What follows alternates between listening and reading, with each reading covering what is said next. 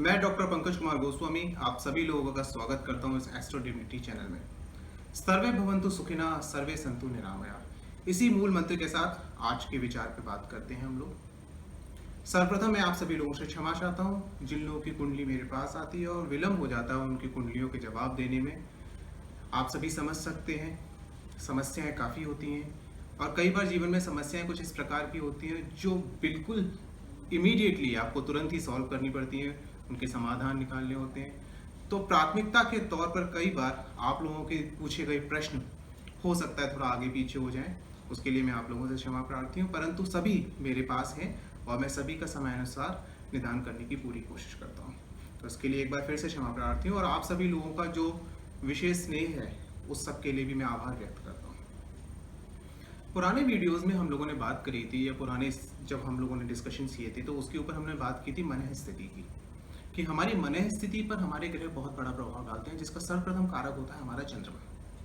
चंद्रमा के बारे में हमने बात करी थी। फिर उसके बाद हमने अपने जीवन में आने वाले रोगों के बारे में बात की थी। यानी अगर जीवन संतुलित है, जीवन हमारा अगर व्यवस्थित है और जीवन हमारी अपेक्षाओं के अनुरूप है तो इसका मतलब है कि सब कुछ सही है। और इन सब चीज़ों को सही करने के लिए ग्रह योग और ग्रहों से मिलने वाले रेडिएशंस पर हमें थोड़ा कार्य करना होता है। हमें समझना होता है कि कहाँ से हमें पॉजिटिव रेडिएशंस मिलेंगे और हमें समझना होता है कि कहाँ से हमें नेगेटिव रेडिएशंस मिलेंगे। बस इसी पॉजिटिविटी और नेगेटिविटी को ध्यान में रख के हम लोग यहाँ पर आज की बात करने आए हैं। यहाँ पर हम लोग आज कुछ उन चीज़ों के बारे में बात करेंगे जो किसी व्यक्ति विशेष के अपने करियर से संबंधित है। करियर यानी कि जीविका, यानी कि आय, यानी कि कर्म क्षेत्र, इनकी बात हम करेंगे। जहाँ पर आप अगर कुछ चीज़ों का विशेष ध्यान रखें तो जिस किसी भी क्षेत्र में आप हैं उस क्षेत्र में आप तुरंत लाभ प्राप्त कर सकते हैं और अपेक्षा अनुरूप लाभ प्राप्त कर सकते हैं। यानी कि आपको ये समझ में आ जाएगा कि जो आप एफर्ट्स कर रहे हैं, जो आप प्रयास कर रहे हैं, अगर यही प्रयासों के लिए देखिए मना नहीं किया जाता, आपको प्रयास तो करना ही है, परंतु जो प्रयास आप कर रहे हैं यदि उन प्रयासों की दिशा निर्देशित हो जाए तो हल मिलने में और सफलता मिलने में थोड़ी आसानी हो जाती है। तो आज के इस वीडियो के माध्यम से उन्हीं चीज़ों पर हम बात करेंगे, उन्हीं बातों पर हम डिस्कशन करेंगे और उन्हीं से संबंधित ग्रहों की स्थितियों को देखेंगे। तो सर्वप्रथम मैं आप सभी लोगों को ये बताना चाहूँगा कि जीविका के लिए या करियर की अगर हम बात करते हैं तो करियर हमारा स्टार्ट वहाँ से हो जाता है जहाँ से हमारी एजुकेशन स्टार्ट होती है। प्राइमरी एजुकेशन लेने के बाद जब भी आपको अपने विषय के बारे में या जब बालकों के बारे में बात करते हैं, परिवार के बारे में बात करते हैं, तो जब ऐसी स्थिति आ जाती है जहाँ पर आपको अपने लिए, अपने पढ़ाई के लिए, शिक्षा क्षेत्र के लिए उन विषयों का निर्धारण करना है जो आपको सफलता असफलता देंगे, तो यहाँ से ही वो निर्णय प्रारंभ हो जाता है। कई बार आप देखते हैं, बहुत सारे लोगों को देखा है कि उन्होंने जीवन में पढ़ाई किसी और चीज़ की करी, कार्य किसी और चीज़ पे कर रहे हैं और इन दोनों का समायोजन उनको किसी भी तरीके से संतुष्टि नहीं दे पा रहा। ऐसे बहुत से लोग आपको मिलेंगे कि इंजीनियरिंग करने के बाद बैंकिंग सेक्टर में काम कर रहे हैं, जबकि उनका टेक्निकल फील्ड से कोई रिलेशन नहीं है। एजुकेशन टेक्निकल फील्ड की हो गई और सर्विस कहाँ पे कर रहे हैं? बैंक सेक्टर में कर रहे हैं। इसी प्रकार से बहुत सारे ऐसे लोग हैं जिन्होंने किसी दूसरे क्षेत्र में पढ़ाई करी और जाके अपने टेक्निकल एस्पेक्ट्स पे काम कर रहे हैं। बहुत सारे लोग ऐसे हैं जो डिफरेंट टाइप के स्टार्टअप खोले बैठे हुए हैं और जिन स्टार्टअप में वो इतनी बारीक टेक्निक चीज़ों पे काम कर रहे हैं जो शायद उनके एजुकेशन सेक्टर में कहीं नहीं थी। तो ये जो चीज़ें हैं, इन चीज़ों का कॉम्बिनेशन इस बात पे निर्भर करता है कि किस समय पे कौन सा ग्रह प्रभावी है और आगे जाके आपको किस ग्रह से लाभ मिलने वाला है। तो यदि आप, क्योंकि अगर आप ऑलरेडी कार्य में हैं तो ये समय आपके लिए निकल चुका है, लेकिन यदि आपके आसपास, आपके परिवार में कोई भी ऐसा है जिसका यहाँ पर करियर का निर्धारण करना है, जहाँ पर आपको ये सोचना है कि किस क्षेत्र में, किस विषय में हम बच्चे को आगे बढ़ा सकते हैं, तो उसकी रुचि और उसके लिए हितकारी विषय, इन दोनों चीज़ों को मिला के हमें अच्छा भविष्य निर्धारण कर सकते हैं। कई बार हम लोग कहते हैं कि बच्चे की रुचि के हिसाब से हमें कार्य करना चाहिए, बिल्कुल बच्चे की रुचि, परंतु समसामयिक अवस्थाओं के हिसाब से हमारी रुचियां भी बदलती हैं। जैसा कि उदाहरण के तौर पर आप अपने स्वाद के बारे में बात कर सकते हैं। किसी समय विशेष पर आपको कोई चीज़ अति प्रिय होती है और कुछ समय बाद आप उस चीज़ को पसंद नहीं करते हैं। तो रुचि अरुचि का स्वाद भी इस बात पर निर्भर करता है कि उस वक्त आपकी मानसिक अवस्था और आपके अंदर जो बेसिक डिफरेंट टाइप के हार्मोनिक चेंजेस हो रहे हैं वो आपको किस तरफ मोटिवेट कर रहे हैं। तो यहाँ पर कई बार डिलेमिक सिचुएशन हो जाती है, एक ऐसी अवस्था आ जाती है जहाँ पर निर्णय लेना ज़रूरी हो जाता है कि क्या करें। तो शुरू करते हैं। तो जब भी अगर हम बात करते हैं उन विद्यार्थियों की जिन्हें अभी अपनी करियर का निर्धारण करना है, सर्वप्रथम उनके बारे में बात करते हैं। तो सर्वप्रथम उस सप्त भाव के लिए हम पंचम भाव से निर्धारण करते हैं। पंचम भाव के साथ हम दशम भाव को देखते हैं जो हमारा कार्य क्षेत्र बनने वाला है। उसके साथ हम ये देखते हैं कि हमारे लग्न में कौन सा ग्रह बैठे हुए हैं और लग्नेश किससे प्रभावित है। साथ ही हम आय की भाव करते हैं। उदाहरण के तौर पर यदि किसी व्यक्ति के पंचम भाव का स्वामी, अगर हम ले लेते हैं कि मंगल है, पंचम भाव के स्वामी मंगल है, परंतु जो 11वें भाव में जाके बैठे हुए हैं वो मंगल ना बैठ के 11वें भाव में जाके बैठ गए हमारे गुरु। और दशम भाव की अगर हम बात करते हैं, दशम भाव में हमारे शनि की स्थिति बैठी हुई है। तो मंगल, शनि और गुरु इन 3 ग्रहों के प्रभाव हो गए। अब लग्नेश की स्थिति बात करें, लग्नेश का इन तीनों में से किसी एक ग्रह के साथ संबंध बना हुआ है। अब इस परिस्थिति में क्या होगा, इस परिस्थिति में हम ये देखेंगे उसको लाभ किस क्षेत्र से प्राप्त हो रहा है। लाभ हो रहा है गुरु यानी कि शिक्षा क्षेत्र से लाभ प्राप्त हो रहा है। अब शिक्षा क्षेत्र से प्राप्त हो रहा है, लेकिन पंचम भाव में मंगल बैठने की वजह से विज्ञान विषय अति प्रभावी हो जाता है और विज्ञान विषय में विशेष रुचि हो जाती है। यानी कि सफलता अगर शिक्षा की बात करें तो विज्ञान विषय मिलेगी।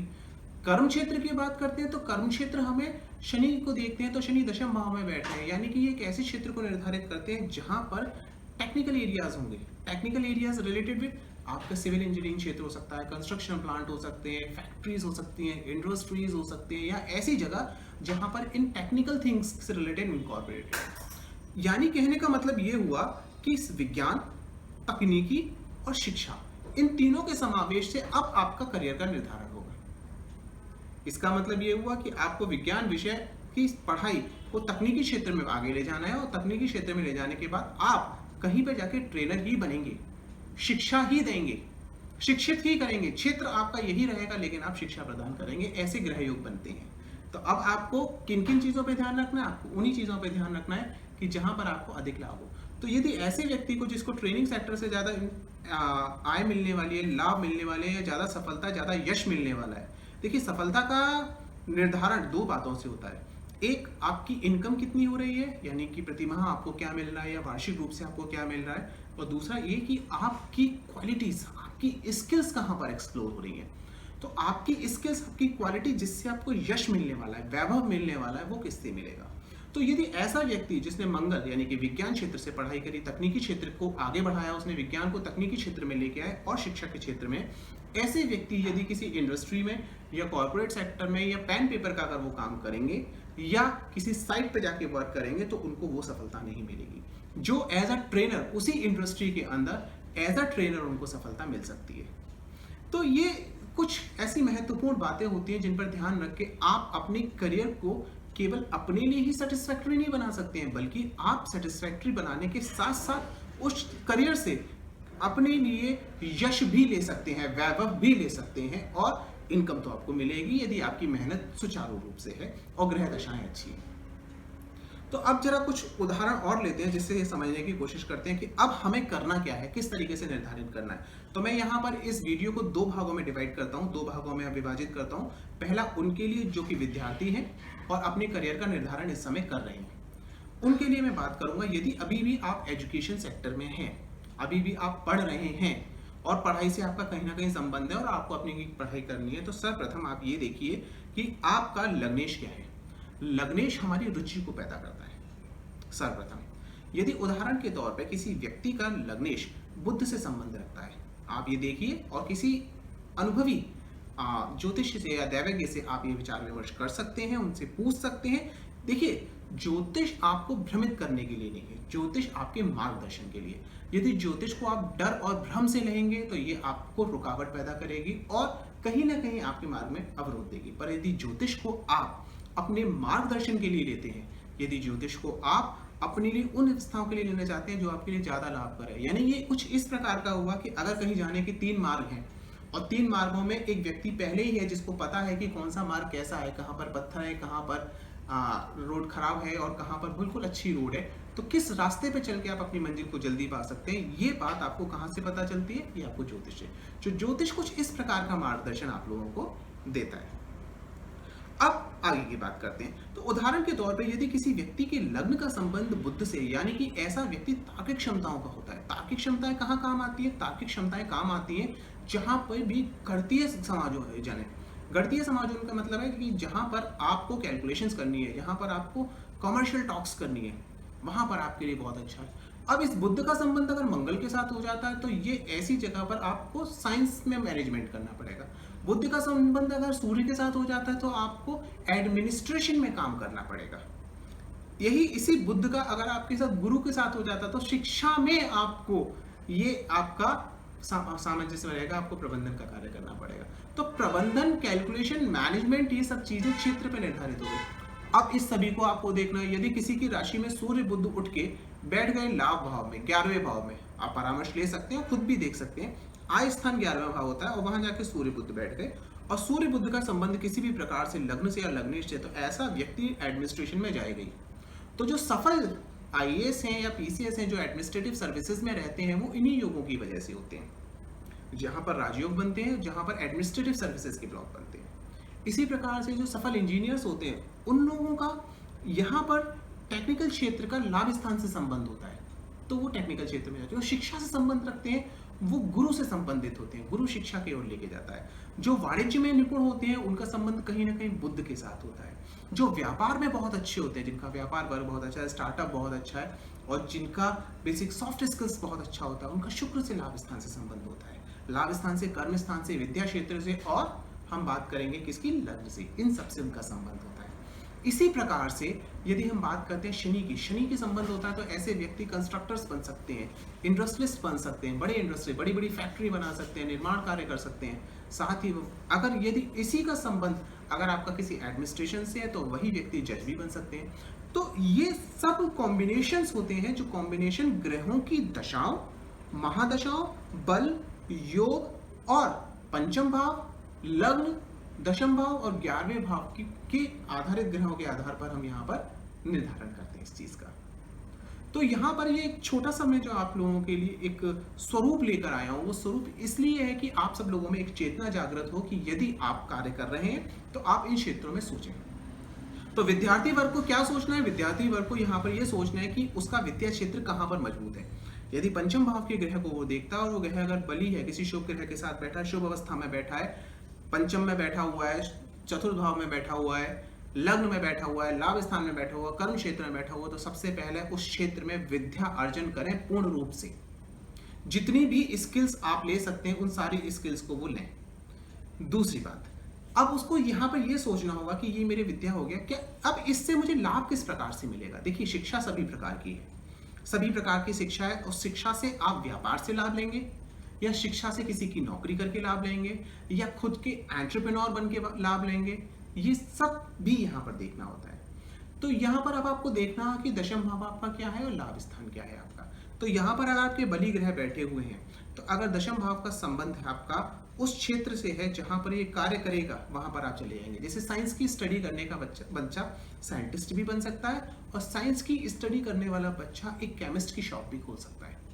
साइंस की स्टडी करने वाला बच्चा एक मेडिकल में डॉक्टर भी हो सकता है। ये सब सारे के सारे साइंस की स्टडी करने वाले मंगल से प्रभावित होते हैं, परंतु मंगल का संबंध किस ग्रह के साथ है और किस अवस्था में, ये यहाँ पर निर्धारित कर देगा कि आपने विज्ञान की पढ़ाई करी लेकिन आप बायोलॉजी करेंगे या जूलॉजी करेंगे, या मैथमेटिक्स के साथ आप आगे बढ़ के टेक्निकल एजुकेशन की तरफ जाएंगे, या आगे बढ़ के इसी के साथ में आप साइंस के साथ में मैनेजमेंट को इंक्लूड करेंगे और आगे जाके कोई मैनेजमेंट से रिलेटेड कोर्स करके खुद की एंटरप्रेन्योरशिप क्रिएट करेंगे।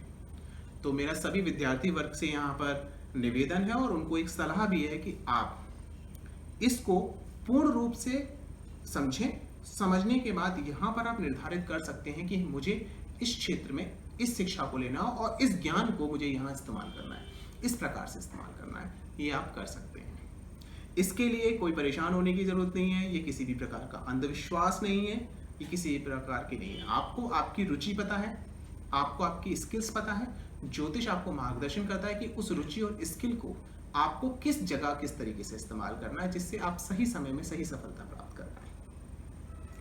अब मैं उन लोगों की बात करूंगा कि जो लोग स्वयं अपने आप में करियर में हैं और अपने बहुत सारे लोग काफी सफल हैं, अच्छी जगह पर हैं और किसी विशेष प्रकार के प्रयोजन के लिए और कार्य कर रहे हैं।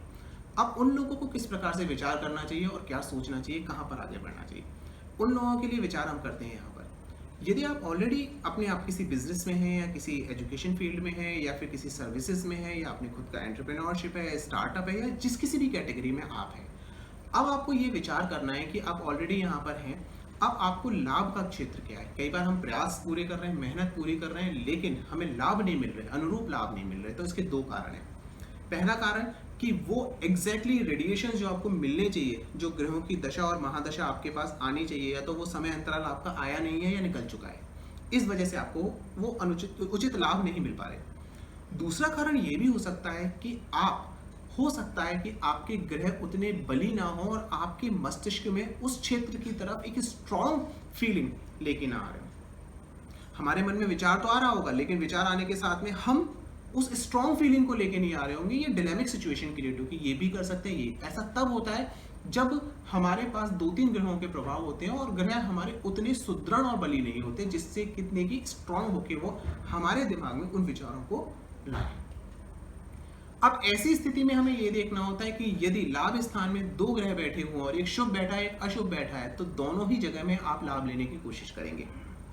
शुभ ग्रह अपनी दिशा में कोशिश करेगा, अशुभ अपनी दिशा में कोशिश करेगा। जिस ग्रह की महादशा आपके सामने आएगी, अंतरदशा या प्रत्यंतर में आप जाएंगे, जिसके रेडिएशन डायरेक्टली आएंगे, आप उससे अफेक्टेड हो जाएंगे और वही काम करने लगेंगे। अब लाभ और लाभ ना होना, या लाभ अच्छा होना या लाभ अशुभ होना, किसी चीज का फायदा होना, आगे चल के वेस्ट होना, ये सब चीजें यहाँ पे निर्भर करती हैं। तो आप उस दिशा में आगे बढ़ सकते हैं। तो यहाँ पर ज्योतिष सिर्फ आपको ये कहता है कि जिस वक्त आपके साथ ये सिचुएशन बनती है, तब यदि आपने परामर्श लिया हुआ है, किसी दैवज्ञ से परामर्श लिया है, किसी ज्योतिष शास्त्री से परामर्श लिया हुआ है, या आपने खुद भी समझा हुआ है कि लाभ स्थान में कौन सा ग्रह बैठा हुआ है, दशम भाव में कौन सा ग्रह बैठा हुआ है, लग्न का किस ग्रह के साथ संबंध है, इन 2-3 चीजों पर अगर आप विचार कर लेते हैं तो आप यहां पर समझ पाएंगे कि किसी ग्रह की दशा में आपको लाभ दिखाई दे रहे हैं, परंतु वो ग्रह अशुभ है, तो आपको उस समय अपने आप को पॉज करना चाहिए, उस शॉर्ट टर्म बेनिफिट्स को लेना नहीं चाहिए। जैसे एग्जांपल के तौर पर कई बार आपने देखा होगा, ऐसा होता है कि हम कभी जॉब चेंज करते हैं। जो लोग नौकरी में, उनके लिए बताऊंगा। और आपने जब जॉब चेंज की और जॉब चेंज करने के बाद कुछ टाइम बाद आपको डिससेटिस्फैक्शन फील होता है और लगता है कि पुरानी जॉब ज़्यादा अच्छी थी, और शायद जिस बेनिफिट की वजह से आप आते हो वो बेनिफिट भी आपको नहीं मिल पाता, और जो आपको लंबे समय के लिए लाभ मिलने चाहिए वो लाभ नहीं मिल पाते। तो ऐसा किस वजह से हुआ? ऐसा यहाँ पर हुआ कि किसी दूसरे ग्रह की वजह से आप प्रभावित हुए, प्रभावित होने की वजह से आपने वहाँ पर वो निर्णय लिया। ऐसे ही हम व्यापार में भी करते हैं, व्यापार को एक्सपेंड करते हैं। कभी किसी चीज़ में हम जहाँ पर हमें लाभ हो सकता है वहाँ पर हम उस कार्य को करते हैं और वो हमें उतना लाभ नहीं देता। तो ये यहाँ पर उन ग्रहों की वजह से होता है जो संयोग बनाते हैं हमारे लाभ और कर्म स्थान के साथ, परंतु बली नहीं है, शुभ नहीं है और अशुभता लिए हुए, जिससे उनसे मिलने वाली चीजें त्वरित समय में तो हमें लगती है, परंतु लॉन्ग टर्म की बात करें, लंबे समय की बात करें, तो वो हमें बेनिफिट नहीं देती। तो यहाँ पर आप सभी लोगों को क्या करना है, तो जो लोग अपने व्यापार में हैं, जो लोग किसी नौकरी के अंदर हैं, जो लोग अपने स्टार्टअप में हैं, या किसी भी प्रकार से इस वक्त अपने आय को संभाले हुए हैं, उन लोगों को इस वक्त ये देखना होगा कि किस प्रकार से इस वक्त हमारे लिए जो समय अंतर्दशा चल रही है, महादशा चल रही है, जो ग्रहों की दशाएं हैं, उसमें से कौन सा ग्रह हमारे। तो इन्हीं विचारों के साथ आज हमने यहाँ पर जो बात करी, आप एक बार विचार करें, विमर्श करें, देखें, और जो सच में वास्तव में जो आपके लिए शुभ ग्रह हैं, उन ग्रहों के हिसाब से उसी समय में, उसी दिशा में, उसी क्षेत्र में आप अपनी पढ़ाई आगे बढ़ाएं या अपना व्यापार या अपनी शिक्षा आगे बढ़ाएं। बाकी चीजों पर आप ध्यान रखिए, क्योंकि अशुभ ग्रहों के अशुभ योग की वजह से ही नुकसान होते हैं, और यदि हमें अपराध भाव भी मिलते हैं, लाभ उनको भी प्राप्त होता है, परंतु वो लाभ शुभ नहीं होता। अपराधियों के लाभ भी लाभ होते हैं, वो भी इनकम होती है, लेकिन वो शुभ नहीं होती, क्योंकि अशुभ ग्रहों के प्रभाव वहां पर होते हैं, मानसिक दुर्बलताएं वहां पर होती हैं। तो इस स्थिति तो कभी कभी हमारे साथ भी आती है कि कभी कभी हम शुभता से अशुभता के बीच में जाते हैं, तो हमें अशुभता के समय पे संयम रखना है, और जब हमारा शुभ संयोग का समय आता है उस वक्त पर हमें अपने कार्य को आगे बढ़ाना है। इन्हीं सब विचारों के साथ आप सभी से एक बार और नमस्कार। मुझे लगता है कि आप सभी को जो ज्योतिष से संबंधित बातें हैं, और जो एस्ट्रो डिविनिटी चैनल का मुख्य उद्देश्य है कि ज्योतिष से संबंधित भ्रम को दूर करना। ज्योतिष मार्गदर्शक है, ये आपके लिए सिचुएशन क्रिएट करता है, मेहनत आपकी है, ज्योतिष आपको रास्ता दिखाता है। सही रास्ता, सही जगह, सही मेहनत करते रहिए, खुश रहिए, और सफलताएं पाइए। सर्वे भवन्तु सुखिनः, सर्वे सन्तु निरामयाः। इसी के साथ नमस्कार।